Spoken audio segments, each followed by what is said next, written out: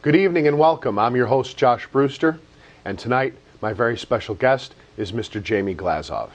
As you know, author Jamie Glazov is the editor of FrontPageMag.com for the David Horowitz Freedom Center, and tonight he's my guest. We're going to discuss his life and his work. Jamie Glazov is the author of United in Hate, The Left's Romance with Tyranny and Terror, also Showdown with Evil, and the all-new book, which we'll discuss in detail tonight, High Noon for America, The Coming Showdown. Jamie, thanks so much for joining me tonight. And I'm very grateful to you for having me. Well, it's great to be able to discuss your life and your work. People enjoy the Glazov gang. But tonight, let's talk very quickly about High Noon, why you wrote it, and then I want to get in depth about your life. So just tell me briefly why you wrote High Noon for America, The Coming Showdown. Well, first of all, it is high noon for America in terms of what's happening in the world, and we will go into that. There's a jihadist enemy that's coming at the West and at America and at Israel. There's the threat of stealth jihad and also violent physical jihad. And as you well know, Josh, political correctness and the leftist ideology has completely blinded the West and handcuffed us behind our back. And we've got a media as well as people in our White House that are sabotaging us from within, and we'll get into that. I want to say that I owe this, especially what High Noon is, to David Horowitz, because High Noon for America is a compilation of my 15 best symposiums that I've done at Front Page over the last 10 years. And David Horowitz has given me the opportunity to be the editor of Front Page, and he also inspired me and nudged me many, many years ago to do symposiums. So it's because of David that these symposiums started, and as the editor of Front Page, I was able to do them. And I had some of the greatest minds, some of the biggest experts in the world discussing the pressing issues of our time. So this is a collection of the brightest minds and what they have to say about the threat we face. All right. Well, we're going to get into High Noon for America in depth tonight. But before we do, I thought tonight would be a great opportunity to talk about your life, your family's experience, your background. We don't really hear a lot about that, but one of the things that strikes me about United in Hate are some of your remembrances of being a young boy coming to North America at age 5.5, I believe, right? Now, your family has a long history in Russia, in the former Soviet Union, and I wanted to hear about where you came to in North America first. Where did your family land when you came here? There's the story of why we left the Soviet Union and how it molded and influenced my outlook and my life and also my battle for freedom and against totalitarianism. But we stayed at a Catholic monastery in Italy first in 1972 because we were Catholic Christians. And we ended up in New York and Boston for a little while until we moved to Canada. You moved to Montreal? No, we moved to Halifax, Nova Scotia. Okay. And that's where I spent my youth, my younger years, but then I spent about 2 decades in Toronto, Ontario. Now, Jamie, a very, very important story here is your family's story in Russia. So let's talk first about your grandparents, to whom you dedicate each of these books. Yeah. Your book, United in Hate, is dedicated to your grandfather on your mother's side, and then High Noon, your new book, is dedicated to your grandmother on your mother's side. If we can touch on them for just a moment in your family background, then I want to talk about your father and go from there. But let's talk about who you dedicated these books to first. Thank you very much, Josh. United in Hate was dedicated to my mom's dad, Grigory Rafalsky, who went missing in action in the Second World War. He was a doctor in the Soviet Army. And he went missing. And my mom grew up without a father and always longing for her father till this day. And there's a lot to say there because, number one, it is totalitarianism that took my father away from my mother and made her a fatherless and an orphan to the degree of not having a father. She had her mother, and then, you know, it robbed her. It also robbed me of my grandfather and added so much pain and tragedy to our family. And the same thing with my father. He lost his father as well under very suspicious circumstances. We think he was poisoned by the KGB. So both of my parents were fatherless. And in many respects, Josh, with my granddad on my mom's side that I dedicated the book to, Grigory Rafalsky, by being missing in action, there were some stories that we've heard. We have received certain evidence that he was probably also killed by his own side. But in general, it was totalitarianism. It was Nazi Germany. It was Stalinist Russia. And those monstrosities took lives out of my family. And that pain and that longing for my granddad and my mom's longing for her dad in many ways solidified and paved the foundation for, in that grief, there's also a struggle for the truth and for freedom. Jamie, let's talk about your parents. Let's talk about their activities. I want to hear about their history as dissidents. Obviously, this shaped you tremendously. And I really haven't heard that story. I've read your work, but the story of your parents' activities, their beliefs, the troubles they faced, I'm just very interested, and I think we have a photo here of your father and a couple of the kids. I wanted to talk to you about their activities and experiences. I'd love to hear about that. Well, thank you, Josh. And you know, my life today of my scholarship and my activism and my battle for freedom, to protect free societies, our free societies, but most importantly, to fight on behalf of the victims of totalitarianism, the suffering people. All of this is rooted in what my parents stood for. And it's also interconnected with my deep hatred and resentment of the left, because they pose as humanitarians, but in fact they are the most heartless, anti-humanitarian individuals. And as a movement, the left is heartless in terms of victims. And I want to get to that in our second segment, hopefully. My father, when he was a young boy in the Soviet Union, from a very young age, as he grew older, he realized that he lived in a slave camp. And my father could not stay quiet, and he became a brave dissident. And this means a lot to me, my father, what he did in his legacy, because imagine growing up, Josh, in a society, in a slave camp, in a totalitarian regime, where if you speak certain things, if you say certain things, you will go to jail, you will go to the gulag, you will be put in a psychiatric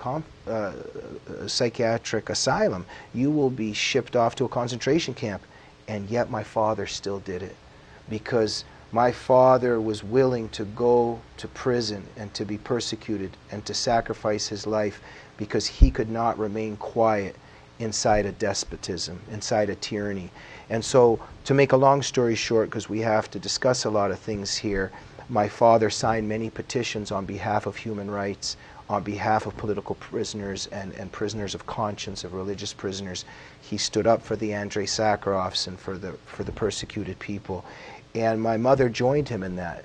Marina Glazov, and my dad's name was Yuri Glazov, and my mom, Marina Glazov, is a young girl. She wrote samizdat literature, it's the underground literature, and you can go to jail for so many years for this. And so both of my parents put their lives on the line for freedom, for liberty, and they were ready to suffer the most horrifying consequences for that. Josh, how can I, having won my liberty and having come to the United States, how can I stay quiet when we look and we see a little boy, for instance, just the other day, Hassin in England. He's only 6, 7 years old, a Muslim boy that was beaten to death by his mother for not memorizing the Quran properly. How can we stay quiet when that is happening around us? And so I want to say that my fight against the left and Islamic totalitarianism today is rooted in my parents' bravery, their nobility, and I'm very grateful to them, and I'm trying my best to pursue their legacy. Okay, well, tell me this. First of all, you mentioned that you were Christians. You're Catholic, correct? Yes. Yes. Okay. Now, was spirituality the touchstone of your father and mother's dissident status? I mean, is that what prompted them as young people? Was that, my religion is being denied me, just like it was denied Soviet Jews? Was it a spiritual thing that led them to that path, or is it all different kinds of issues and all the different tentacles of totalitarianism? Yes, I think it was a mixture. My father came to Jesus Christ when he was on his own spiritual journey, and he was for human rights despite everything anyway, and he believed in the cause of freedom. But that's a great question, Josh, because I think these are all interlinked, because in the end there's a spiritual battle between good and evil. And I'm very grateful also to my father for introducing Jesus Christ to our family and to me and raising me in that way, because in the end our belief in God and our belief in goodness and by being aware in the spiritual battle between good and evil, we cannot remain silent. Okay. And so we were persecuted for that. My father... Yeah, tell me about there was a KGB interrogation at one point, is that correct? Yeah, I mean, there were many things. Most of all, my father signed a petition that was called the Petition of 12. And those were 12 very brave people that signed this famous petition that was on behalf of people who were being persecuted for their political beliefs. So the KGB was after my dad. But yes, when they brought him in for interrogations, they were asking him about his religious beliefs, about God and everything. And it turns out they knew all of this because there was a stool pigeon in our apartment. The KGB had followed her around and found out that she was having an affair. And they came to her and said, "We're going to tell your husband unless you do these things for our behalf, on behalf of getting Yuri Glazov." To make a long story short, we found out through her, because of certain reasons, she was going to commit suicide, and my mother had a feeling that it had something to do with our family. And my mother confronted her, and she admitted that what she had been doing all those years, and she told us that there was going to be drugs and quote-unquote CIA documents planted in our apartment building to grasp my father and put him in jail. So there's so much to tell here. Yes, part of those interrogations were also because of his Christianity and belief in God, because believing in God was illegal in the Soviet Union. And so because of all these events, my father in the end had to apply for an exit visa, which could land you in a psychiatric asylum. Oh, sure. Now tell me about that. Tell me about your exit from the country, because applying for, as you mentioned, applying for an exit visa could be the beginning of the end for you. We knew, look, when my father found out that there was this KGB plot to get him, and thank God we found that out, he realized it was on the horizon. They were coming for him one way or another. And I think we were blessed in many respects, because in terms of that petition of 12, 6 or 7 of those individuals ended up in the Gulag. During that time, there was the Nixon-Brezhnev detente, and there were many talks. And temporarily, it's very interesting what the Soviet regime was thinking at that time, because these tyrannies, they have to figure out, what do we do with our dissidents? Do we throw them into prisons? Do we kill them? Or do we get rid of them? What's easier for us? And during that time, because of the détente and some of the gestures the Soviet regime wanted to give to the West, they allowed certain people out. A window opened. And they got rid of, they let out an exodus of Jews, as they were always doing, and they also got rid of some of their quote-unquote troublemakers. And we were lucky enough to get out at that time. Well, let me ask you something, Jamie, because at the beginning of United in Hate, you write about moving to North America, and as you mentioned, ultimately you ended up in Halifax, Nova Scotia. But one thing I wanted to talk about, which really struck me, it's in the introduction to United in Hate, is that your parents, and I guess you, as you go into adolescence and get older, go off to university, but your parents come to the land of freedom, Canada, the U.S., North America, and the intelligentsia, the intellectuals, they have an affinity for the Soviet Union. And this must have been a stunning revelation for people who had worked so hard and lost so much to exit the Soviet Union. Well, absolutely, Josh, and this remains in my heart till this day. That's why it is so personal for me, because we came from a regime of hell. We came from diabolical evil. The Soviet Union was the evil empire. and Ronald Reagan called it right. And I still, till this day, don't understand what's so humorous about that label, because a lot of my colleagues in university at the time were just howling with laughter at Reagan when he said that. And I don't particularly think there's anything funny about a regime that took the lives of 50 to 60, 70 million of its own people. This was an evil regime. And when you learn about what Lenin did and what Stalin did, and afterwards with Brezhnev, horrifying evil that killed my family, killed millions of my people, and to come to the West, and my brave parents come to the West, dissidents from the Soviet Union, and they begin to speak and say what they've been through, and all of a sudden it's, shut up, you're a fascist, you're a racist, be quiet. And as a little boy, when I saw that starting to occur, I found out that these people were called leftists. And I became interested. Why do they want to shut my parents up?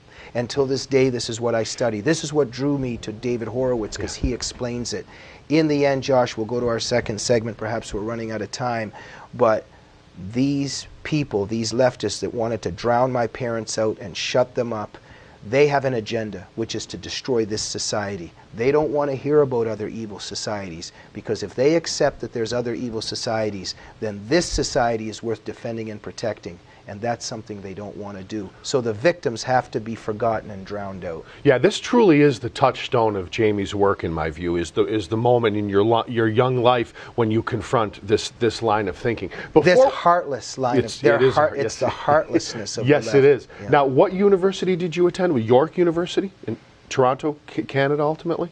Yes, I went to Dalhousie University in Halifax, where I got my undergraduate and my master's degree, and I was very inspired by all of these issues. So I studied the Cold War, and I went to York University, and my specialties were American and Canadian foreign policy during the Cold War. And so that's, what my passion was, the Cold War. Mm-hmm. All my leftist colleagues all those years, Josh, you know very well who they were cheering for during the Cold War. I'm going to ask you one quick thing in our last few seconds before we move on to our second segment, talk about your life's work. In the post-Cold War world, yes or no, is concern for totalitarianism a thing of the past for many people in North America? Well, what do you mean in terms of concern for totalitarianism in all its forms? Have they put it out of their mind that there's such a thing as totalitarianism? Well, there's a tremendous ignorance in our society, and there's so little caring and knowledge about the past, and even about the present. But that is the left's victory. The left molds the boundaries of discourse in our society, and this is the tragedy, that so few people actually know what the Cold War was and the enemies we faced. How can they understand the totalitarian evil we face today if they don't understand the totalitarian evils we faced before? Okay, folks, in our second segment, we're going to talk about the work of Mr. Jamie Glazov. Join us.